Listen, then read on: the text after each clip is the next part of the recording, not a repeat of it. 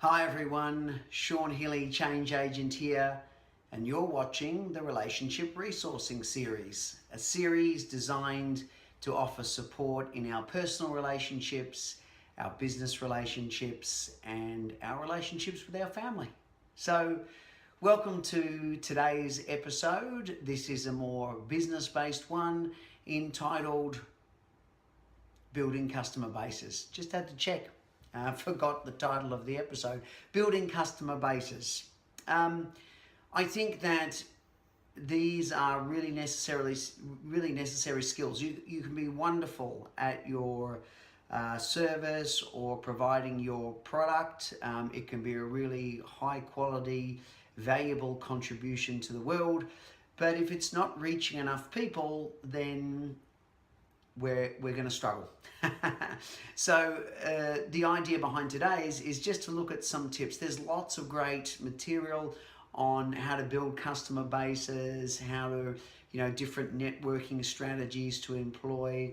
But I just thought I'd talk about a couple of things because I think when we are building a customer base, it is important to have some framework and some strategy, some sense of direction to work off as we're building that loyal tribe around us. Again, because we don't need too many people actually to have a solid enough referral base, to have a solid enough loyal customer base that can really help our business to reach a level of stability and then grow and thrive from there. So there are certain tools that really help us. There's certain points of focus that regardless of where we're at in our stage of business, will add to this idea of building our customer base and increasing our reach.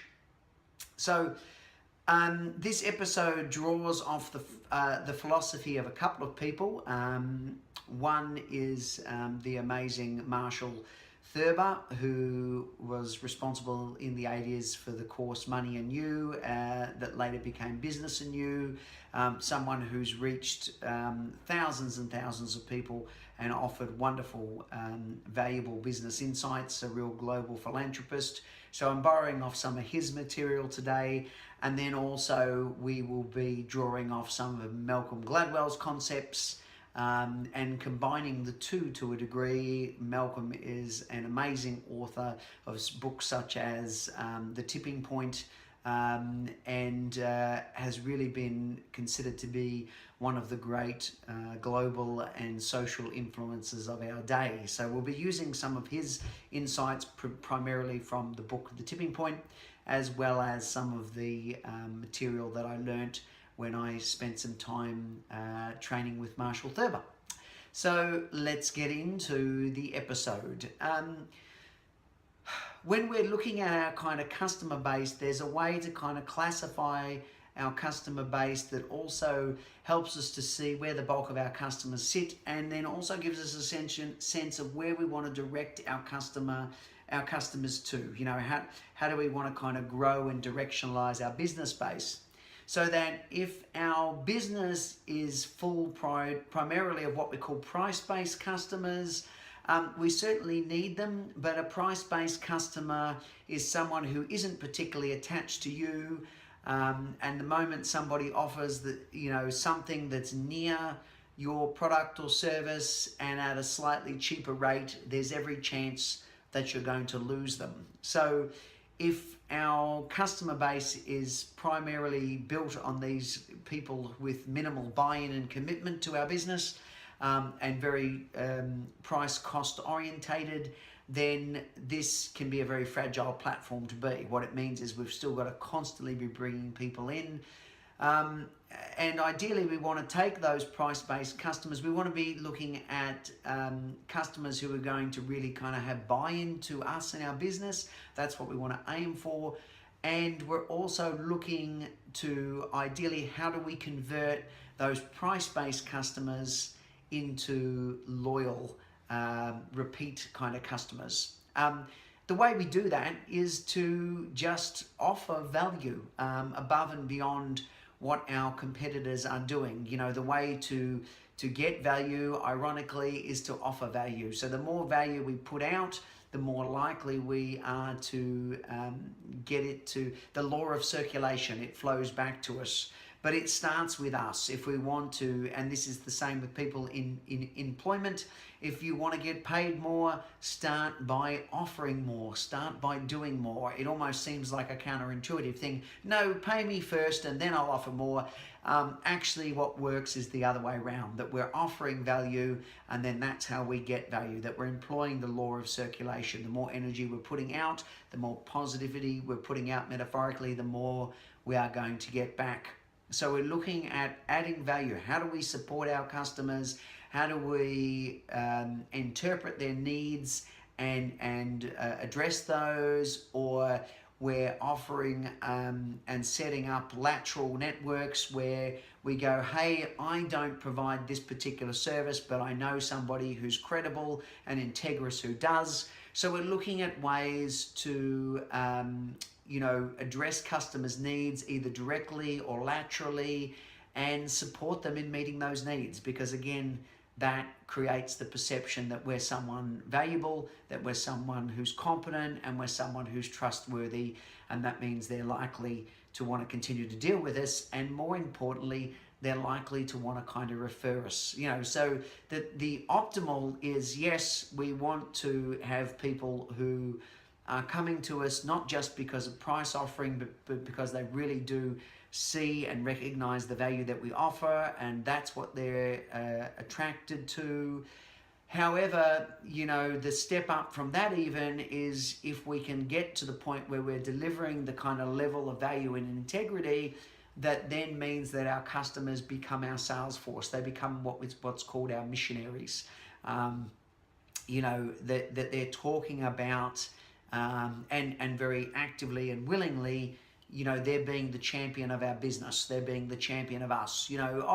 If you're interested in that industry and you're looking for somebody to support you there, you can't go past this person. They are fantastic. This is the kind of thing we want to be able to create, the level of value and relationship with our customers, that they're happy to champion us. They're happy to become our sales force, because we are so bombarded in social media with so much material that you can never underestimate the power of word and the power of good word coming from people that we know. I know often that the first people I'm going to check out in self-development are the ones that my friends and colleagues who I trust and respect tell me about. Hey, you've got to check out such and such. They've got some great stuff to contribute on this particular topic. Yes, I can scan around, but there are so many people in the field of self-development that I do, there's just not enough time to look at everybody's stuff. As much as I'd even like to, that would be great. So I often am driven by, the people that I trust and have good relationship. Who are they listening to? Who are they watching? Whose material are they consuming is likely to be who's going to inform me as to who to spend my precious time looking at or engaging with. So we can never underestimate the power of good word. And that being said, when we are looking to create and we're delivering enough value in our business that we're creating these people who are missionaries, they're active salespeople for us.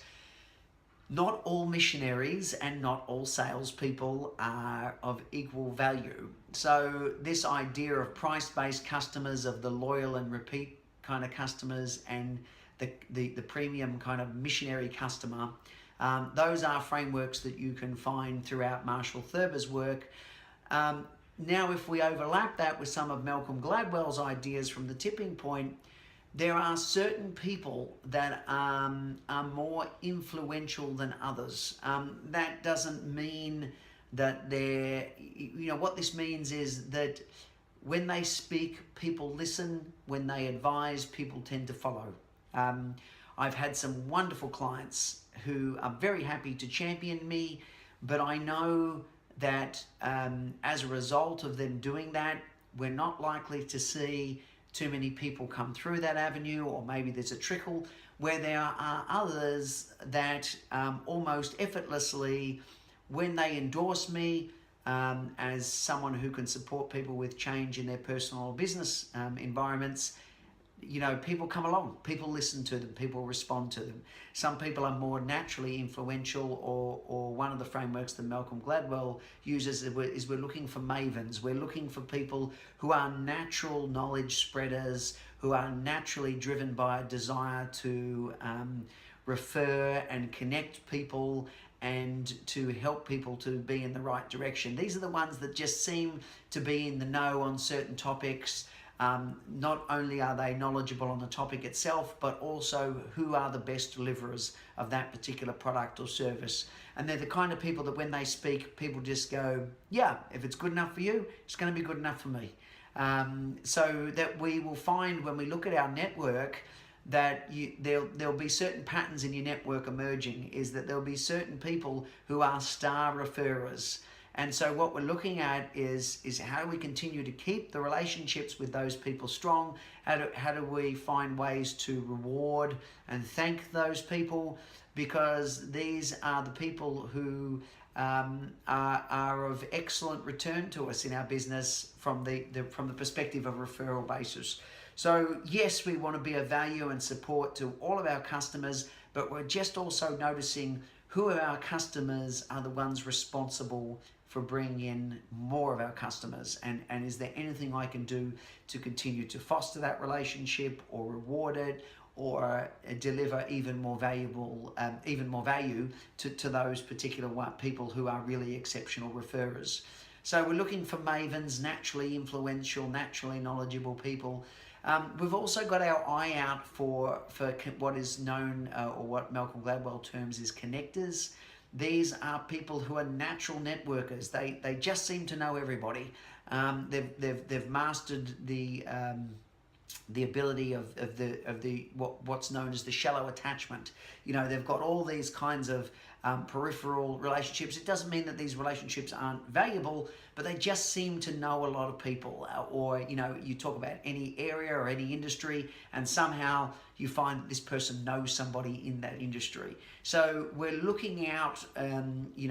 We want to get to a level of value in our business that creates customers who really want to speak about us, and then we're taking that a step further, and we're really paying attention to those people who are our missionaries, but when they speak, people respond, people engage, and looking to kind of how do we find these people, how do we build relationships with these people, how do we offer value with these people, because these people will increase our network tenfold. For the same amount of effort that we put into two people, one person will bring us 20 people, and another person is just as keen and enthusiastic, but may be lucky if they could bring in one or two, because they might not have the natural habituated influential skills that the customer number two has. So we're supporting everybody, but we have our radar out for those ones that are going to champion our cause more effectively. Is a key kind of element, and we've got to be able to still deliver and build relationship from a genuine place, so that we're not taking undue advantage of these people, but actually we're doing everything we can to demonstrate gratitude to these people, because that they've earned it if they've support our business, I think. So there's that particular element, and then again, this is such a vast topic, and we could certainly talk extensively about it a lot more. But the one thing that I probably want to add here is, you really need to refine your sales pitch, or your explanation about what the business is about, and make it simple enough that somebody else could do that for you. Because at the end of the day, when people are talking about us at parties, at functions, you want to be able to have coached and directed them in a way that they can talk in a meaningful and relevant way to others about the benefits that knowing us and being involved with our business would offer. So we're coaching our customer sales force, so to speak, a little bit, and we're helping people to sell us by being clear about what the relevant benefit points to our business are. So I find this area fascinating. I think more and more with the advent of social media, where we're running kind of almost these dual strategies of online and face-to-face style stuff. I really think that these are very useful frameworks to utilize in your business building strategy. So I hope this episode has been of value to you. I've certainly enjoyed talking about it. I find all this very interesting. And yeah, if you want to kind of find out more about me and my business, it's emergencetraining.com.au is the website you can find us at. I do one-to-one consultation, online or face-to-face for people with business or personal challenges. And then there's also the other episodes in this series. I've got the relationship resourcing series kind of blocked off into three main general themes. One is our personal resources for our personal relationships. One is resources for our business relationships. And the other is resources for our family relationships. Click on and watch whatever you find useful. Obviously, please, you can help the reach and traction of this particular series by clicking on YouTube and subscribing to the channel would be greatly appreciated. Hope you've had value out of this episode and look forward to seeing you on the next one. So till then, bye.